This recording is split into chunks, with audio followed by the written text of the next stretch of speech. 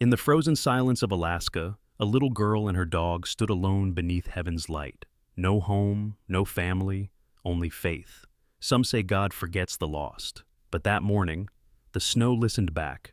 Before we start Journey, please take a few seconds to hit that subscribe button and let me know in the comments. Where are you watching from? Chapter 1. The Snow and the Unfinished Promise. The wind howled across the Alaskan wilderness, brushing over frozen pine trees like invisible fingers playing a mournful tune. Snow drifted from the black sky, settling upon the roof of a cabin that leaned slightly to the left, as if even the house were weary of standing against the storm. Inside, a dim light flickered, the trembling glow of a single candle. Lily sat by that candle, her knees drawn to her chest. She was a small, fragile figure, wrapped in an oversized wool coat once belonging to her mother. Her hair was the color of light honey, tangled and dusted with ash from the fireplace. Her hands, though chapped from cold, were neat and careful, the kind of hands that once braided her mother's hair before the illness took her. Her face carried that quiet beauty of children who have learned too early what loss feels like. The cabin creaked around her, shadows stretched along the wooden walls like ghosts listening in silence. On the rough floor beside her lay a tiny cloth pouch. Inside, 3 crumbs of dry bread, a cracked wooden comb, and a photograph. A woman with warm brown eyes and a smile bright enough to thaw ice. Beside the woman stood a tall man with no face visible. The photo was torn. That man was her stepfather, Raymond Holt, a lumber merchant with a face carved by hardship and greed. His beard was thick and dark, hiding the twitch in his jaw whenever guilt brushed against his thoughts. His shoulders were wide, but they carried only himself. Once he had been a kind man to Lily's mother, Sarah Holt, a seamstress with gentle hands and a soft laugh that mended everything except her own heart. But after she died from pneumonia the previous winter, Raymond's grief had soured into bitterness. He stopped speaking much, except when counting coins.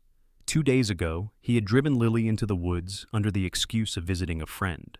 He stopped here, at this forgotten cabin left from a hunting season long ago, and said, without looking at her, "You'll stay here for a while, Lily. I need to sort some things out in town." Then he left. No goodbye. Only the sound of hooves fading into the storm. Now, Lily sat alone, tracing the outline of her mother's smile on the photo. "You said you'd never leave me," she whispered. Her voice trembled but didn't break. She pressed the picture against her heart and murmured, "I'll wait. I'll be good." But the word good felt empty now, a promise made to no one. The candle's flame guttered. The cold pressed harder, seeping through the cracks of the walls. She thought about lying down, closing her eyes, letting the snow sing her to sleep.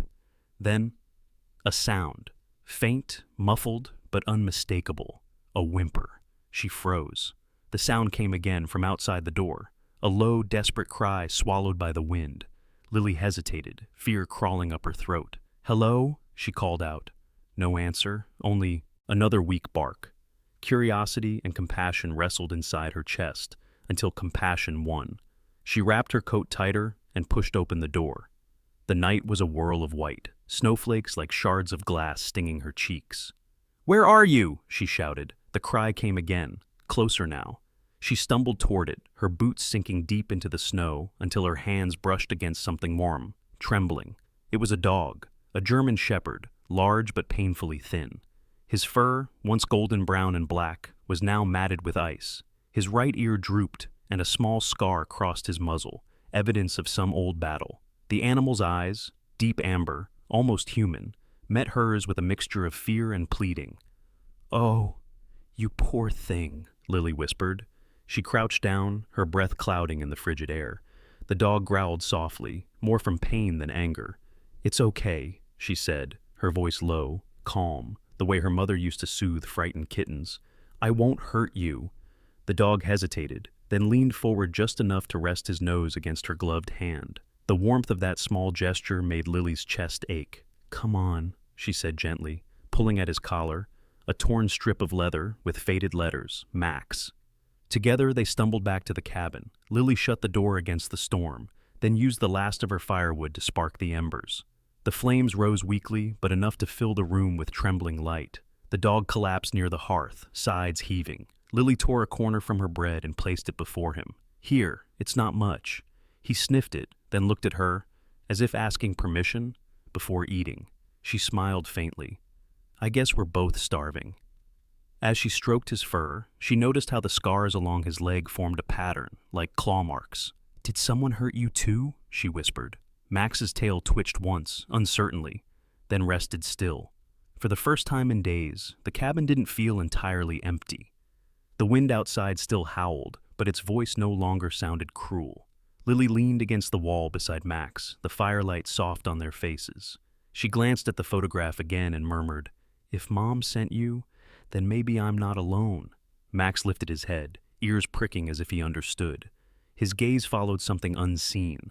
The shadows above the doorway, perhaps, or something deeper, older, beyond human sight. His low growl rumbled again, this time different, cautious, protective. Lily frowned. What is it, boy? She whispered. The dog didn't move, eyes fixed on the window. Outside, the wind paused, a strange, heavy stillness, as though the forest itself were holding its breath. Then, faintly, from far beyond the trees, came the sound of footsteps crunching through the snow. Slow, deliberate, too heavy to be the wind. Lily froze, heart pounding. Max stood, fur bristling, a soft snarl escaping his throat. The candle flickered once, then went out, and in that sudden darkness, Lily whispered, trembling, Mom, is someone coming back? Chapter 2. The House That Listened. Morning broke quietly, a thin blade of pale light slicing through the cracks in the wooden walls. The storm had passed, leaving the world outside blanketed in white silence. The cabin, half buried under snow, looked almost peaceful now, like an old creature resting after a long night of howling pain. Inside, Lily stirred beneath a wool coat that barely covered her small frame. Max lay curled beside her, his fur warm against her side, his breath steady, deep. For the first time in many nights, Lily had slept without waking in tears. She rose slowly, rubbing her eyes and glancing toward the window. Frost had drawn its fragile patterns across the glass, little veins of silver and white. The candle was nothing but a stub of wax, but the fire still breathed faintly. She whispered, We made it through the night, Max. The dog lifted his head, ears twitching, and wagged his tail once as if to say, Of course we did. When she opened the cabin door, a rush of cold air swept in. The world outside shimmered under the morning sun. Steam rose from the pine trees, and the faint trickle of water echoed from somewhere beyond the hill. Lily's stomach grumbled. She had only one crumb of bread left. She looked down at Max, who sat expectantly by the door, eyes bright despite the scar on his muzzle. All right, she said, we'll find something. Water, maybe. Together they trudged through the snow, Max's paws leaving deep prints beside her smaller ones. The forest was eerily still, except for the rhythmic dripping of melting ice. After a few minutes, she heard it clearly. The soft, gurgling song of running water. A creek! She exclaimed, breaking into a clumsy run. Max followed, bounding through the snow with surprising energy for an injured animal. At the edge of the clearing, she found a narrow stream cutting through the frost, its surface glimmering like glass. She knelt, cupping her hands to drink. The water bit her palms with cold, but it was clean, pure. She let Max drink first, smiling as he lapped noisily. If there's water, there's life, she said softly, repeating the words her mother once told her when they used to tend a tiny garden behind their cottage. After quenching their thirst, Lily gathered fallen twigs and bits of bark, tying them together with a torn thread from her coat. For the fire, she murmured. Max trotted alongside her, carrying a long branch in his mouth, tail wagging proudly.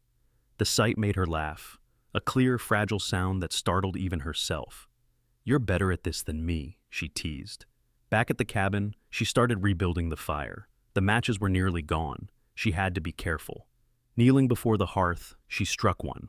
The spark caught, dancing into life. The flame grew, licking the air with orange tongues.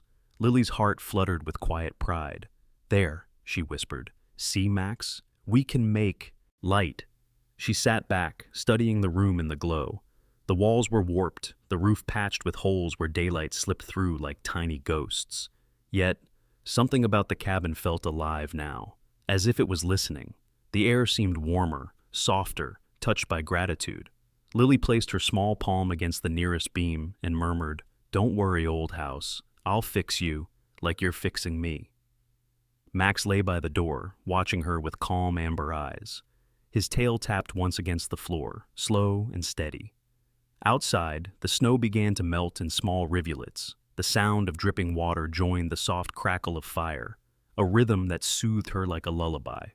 Later that day, Lily searched through the cupboards and found a small burlap sack tucked beneath a loose plank. Inside were a handful of dried beans, cracked and old, but still whole.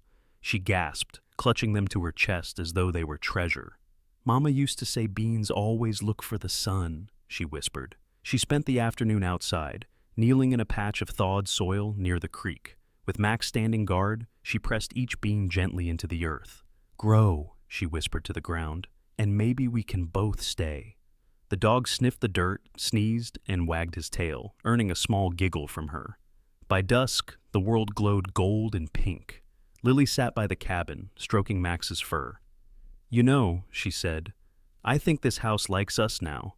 Max tilted his head, as if to listen. She smiled at his solemn face. Maybe it was lonely too. That night, as the fire dimmed, she made a small bed of straw and blankets beside the hearth. Max settled beside her, curling protectively. The warmth of his body was a comfort deeper than the fire could give. She whispered to him, "You're like Mama, always keeping me warm." Sleep came easily, but her dreams were strange. She dreamt of her mother standing in the doorway of the cabin, smiling, sunlight in her hair. "Take care of him, Lily," her mother's voice said softly. "He knows more than you think." The image faded into mist, leaving behind a faint echo of barking. Sharp, urgent. Lily woke with a start. The fire had burned low, and Max was standing at the door, growling quietly. His ears were pricked, body tense. Lily's breath caught. "What is it?" she whispered. Max looked back at her, then to the window. She followed his gaze. There, in the snow outside, footprints. Fresh ones, too large to be hers, too heavy to belong to any deer. Her heart began to race. She crawled closer to Max, whispering, "It's okay. Maybe it's the wind again." But Max didn't move. His tail was stiff, his eyes locked on the dark tree line beyond the creek. Then, from somewhere deep in the woods, came the faint creak of wood against wood, the sound of a carriage wheel turning slowly. Lily's pulse hammered in her ears. "No one should be here," she murmured, voice trembling. Max's growl deepened, protective and low. She reached for the photograph of her mother beside the bed and clutched it tight. The wind rattled the windows once, twice, then went still. The silence that followed was thick, almost watchful. In that silence, Lily whispered, barely breathing, "Maybe the house really is listening." But to who? Chapter 3. The Storm and the Courage Within. The wind returned without warning. By late afternoon, the mountains darkened under thick gray clouds that rolled like restless beasts across the sky. The air grew sharp and heavy, the kind that stung the lungs when breathed too deeply. Inside the cabin, Lily pressed her small face to the window, watching the pines bend beneath the weight of the storm gathering on the horizon. Max stood beside her, ears erect, his body tense as if he could smell the danger long before it arrived. Snow began to fall, first gently, like drifting feathers, then harder, heavier, until the world blurred into white. The sound of the storm was not like the one before. This one had teeth. The wind screamed against the cabin walls, and the rafters moaned as though alive. Lily grabbed her coat and ran to secure the shutters, her small hands fumbling with the frozen latch. Max barked once, loud and sharp, as if urging her to hurry. "I know, boy, I know," she cried, her voice trembling. She shoved the final window closed just as the door burst inward with a violent gust.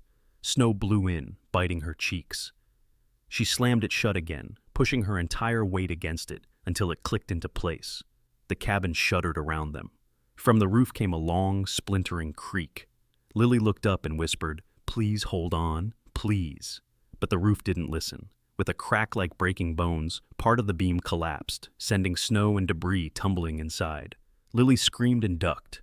Max lunged forward, pushing her aside just before a piece of timber crashed where she had stood. The air filled with dust and cold. For a heartbeat, everything was still. Then Max barked again, insistent, turning toward the trap door that led down into the storage pit. "Good idea," she gasped. She yanked it open, coughing through the swirling air. Together they climbed down into the narrow, earthen space beneath the floor. The smell of damp soil and old wood filled her nose. The space was small, barely tall enough for Lily to sit upright, but it was dry. Max lay down close, his body shaking slightly from cold and tension. Above them, the storm howled like a living thing. Snow pounded against the roof, and the timbers groaned as if begging for mercy. Lily wrapped her arms around Max, pressing her face into his fur. "It's okay," she whispered, though she didn't believe it. The darkness below pressed close, and time blurred into a rhythm of wind and fear. Hours passed. The fire had long died out above. Lily's stomach ached with hunger, but worse was the ache of waiting, not knowing if morning would ever come. At some point, she must have fallen asleep, her head resting against Max's flank, the steady rise and fall of his breathing, the only sound of life left. When she woke, silence had replaced the storm. The air was heavy and still. Pale light seeped through the cracks above. Lily blinked, shivering, and reached out to pat Max's back. "We made it, boy," she whispered, but her hand met only cold dirt. "Max?" She turned, heart hammering. The space beside her was empty. Panic flooded her chest. She scrambled up through the hatch, calling, "Max! Max!" Her voice echoed through the ruined cabin. Snow had forced its way through the broken roof, forming drifts on the floor. The air smelled of frozen wood and fear. Then she saw it.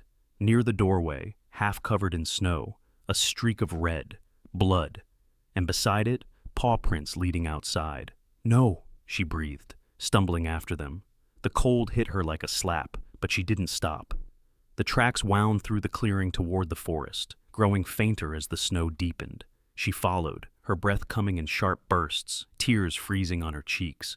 "Please, Max," she whispered into the wind, "don't be gone too." The paw prints led her to the edge of the trees. There, among the fallen branches, she found him. Max lay in the snow, one leg twisted beneath him, his fur matted with blood. His chest rose and fell shallowly. A few feet away lay the carcass of a gray wolf, its teeth still bared in a snarl frozen by death. Lily fell to her knees beside him. "Oh, Max." Her hands trembled as she touched his face. His eyes fluttered open, unfocused, but when he saw her, his tail moved weakly. "You fought it, didn't you?" she whispered, her voice breaking. "You fought it to protect me." She tore her scarf into strips, wrapping the wound on his shoulder. Her fingers were numb, clumsy, but she kept going. "Stay with me," she pleaded. "Don't you dare leave me too." The cold bit into her skin, but she ignored it. Blood soaked through the cloth, staining her hands crimson. "You're going to be okay," she said again and again, though each time it sounded less certain. Snow began to fall softly once more, blanketing the scene in quiet sorrow. Lily lifted Max's head into her lap, stroking his fur. His breathing slowed, each exhale a fragile mist. "You saved me," she whispered. "I didn't even get to thank you." For a long moment, the only sound was the wind sighing through the trees. Then Max gave a faint whine, his gaze meeting hers with something almost human. Loyalty, love, and pain woven together. She bent forward, pressing her forehead to his. "Please," she murmured, "don't go yet." Her tears fell on his muzzle, freezing where they landed. Max's eyes closed, but his chest still rose faintly. Lily sat there for what felt like hours, holding him, rocking back and forth as if her warmth could pull him back. When at last she looked up, the clouds were breaking. A shaft of sunlight spilled across the snow, lighting the place where the wolf lay. And beyond it, faint footprints leading back toward the cabin. She whispered through trembling lips, "We'll go home, Max. Just hold on." She gathered all her strength, sliding her small arms beneath his body. He was heavy, but she didn't stop. Step by step, she dragged him through the snow toward the cabin, leaving a trail of red and hope behind. Chapter 4. The Stranger in the Snow. 3 days passed since the storm had broken the sky open. The world outside the cabin was still a wasteland of white, the kind that swallowed all sound, all movement, all sense of time. Inside, Lily barely left Max's side. The dog lay on a pile of old blankets near the fire, his wounded leg bandaged in strips of her torn scarf. He breathed in shallow, slow rhythms. Every few hours, she would melt snow for water, spooning it gently to his lips. "You're strong, Max," she whispered. "You have to be." The food had long run out.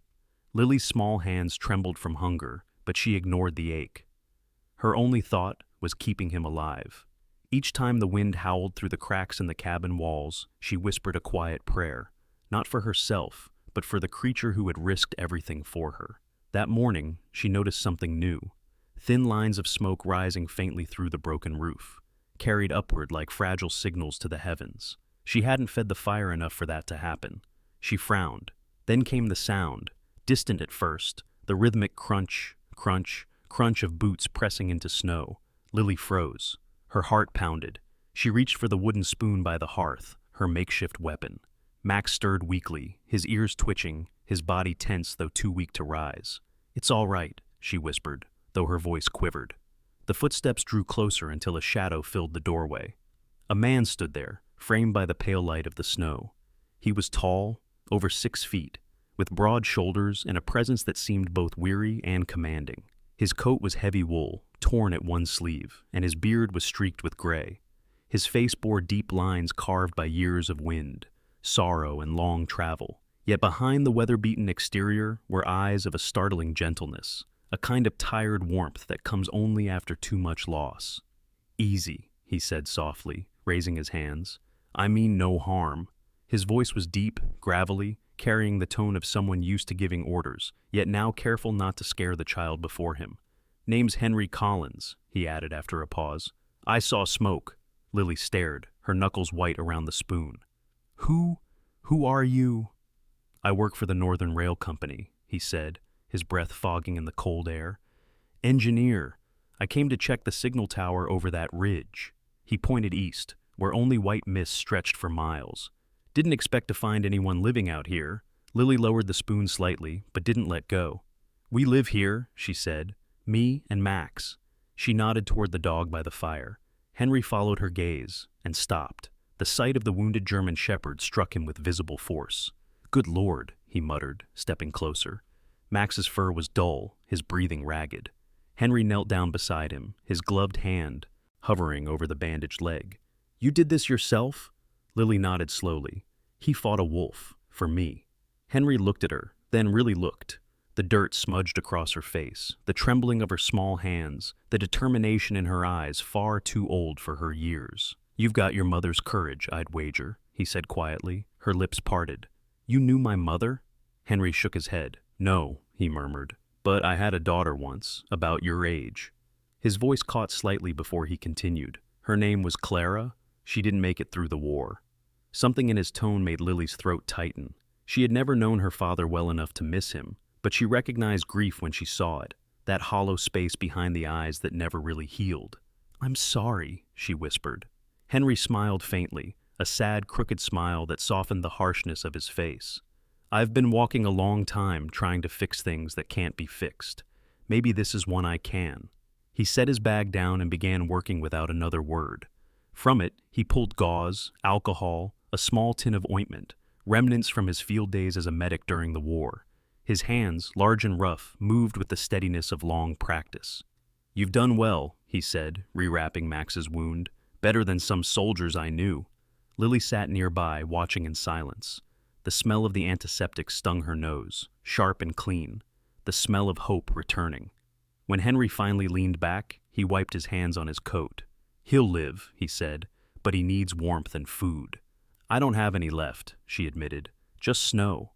Henry nodded, rising to his feet. "Then let's fix that." He stepped outside and returned minutes later with a satchel. From it, he drew a loaf of bread wrapped in cloth, a tin of beans, and a small hunk of salted meat. "Rail supplies," he said. "They were meant for me. Guess I can share." Lily's eyes widened. "Thank you." He smiled, the kind of smile that didn't reach his eyes, but carried sincerity nonetheless. "Don't thank me yet, little one. We've got a roof to mend." For the rest of the afternoon, they worked together. Henry lifted the fallen beams, patching the gaps with planks salvaged from the shed behind the cabin. Lily handed him nails one by one, her small fingers red from the cold. Each time the wind pushed against the walls, Henry steadied them with his broad back, grunting softly. "You hold the light," he told her. "That's just as important." By dusk, smoke rose gently from the chimney again, not desperate this time, but calm, content. Inside, the fire glowed warmly. Max, fed and resting, wagged his tail weakly when Henry sat beside him. As night settled in, Lily looked at the man across the firelight and whispered, "Maybe God sent you, like he sent Max."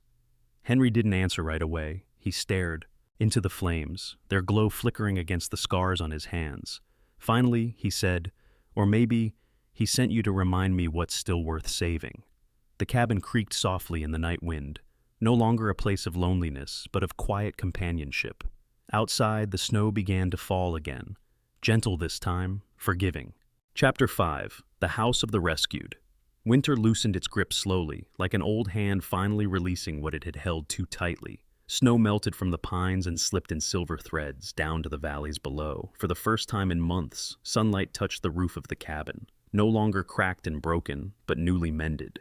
Smoke curled upward from its chimney, straight and steady, a promise that warmth had finally come to stay. Lily stood on the porch, a small figure wrapped in a patchwork coat, stitched from scraps of Henry's old blanket. Her hair, once tangled and dull, now shimmered golden beneath the morning light. She looked older than her 8 years, not in body, but in gaze, a quiet confidence blooming where fear had once lived. Beside her sat Max, his fur sleek again, the scar on his muzzle now just a faint reminder of the winter that almost took him. He raised his head, alert, tail sweeping softly against the wooden floor. Behind them, inside the cabin, Henry worked with a hammer in hand, fixing a shelf near the window. The old soldier had changed too. The lines on his weathered face seemed softer now, less burdened. His beard had grown silver, neatly trimmed, and his once wary eyes carried something like peace. He hummed under his breath, an old army tune, though now it sounded almost like a lullaby. Over the past few months, Henry had done more than rebuild the cabin. He had rebuilt its purpose. He brought lumber from the nearby railway outpost, tools from the supply station, and food from town whenever the snow allowed. With Lily helping him, they turned the old ruin into something alive again. Hope Cabin, she had called it the day they finished painting its door a bright shade of green. Because everyone who's lost should have a place to start over. Henry had said nothing then, but his throat tightened as he looked at her, because somehow, in that moment, it was his heart that felt rescued.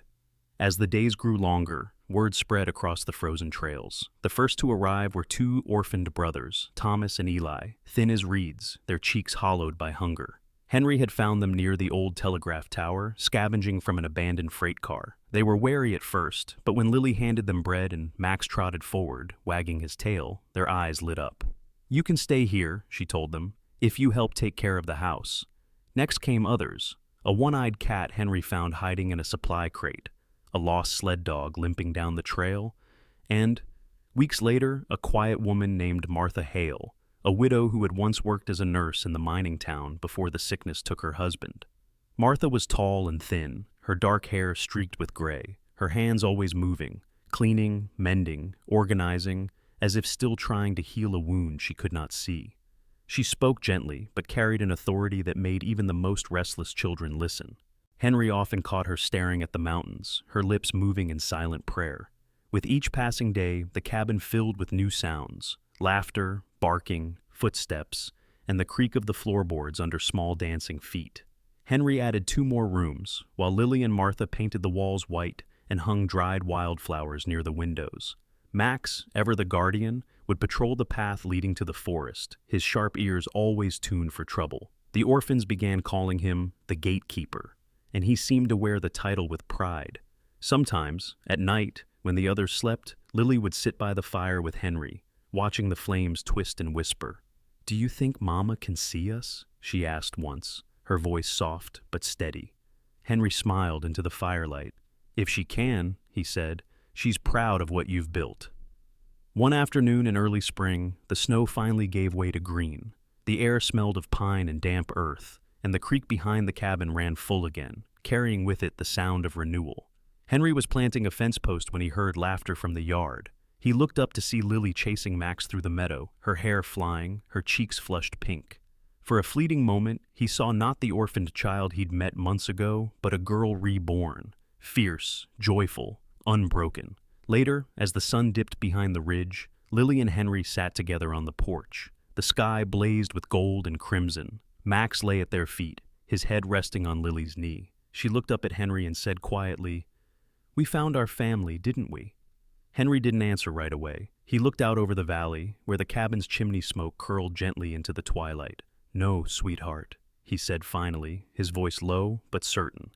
"It was Max who found us." He reached down, placing a rough, calloused hand on the dog's head. Max thumped his tail once against the wood, as if in agreement.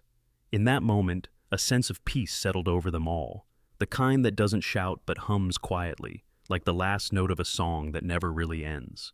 As dusk deepened, a faint breeze carried the scent of rain and pine through the open door. Inside, the laughter of children echoed, mingling with the crackle of the fire. The Hope Cabin glowed softly against the encroaching night, a beacon in the wilderness, built not from timber or stone, but from kindness, courage, and the unspoken promise that no one, human or creature, would ever be left behind again. Sometimes God doesn't send miracles wrapped in thunder or light. Sometimes He sends them quietly, in the form of a frightened child, a wounded dog, or a weary man who's forgotten how to hope. Lily, Max, and Henry didn't just survive the cold. They warmed it.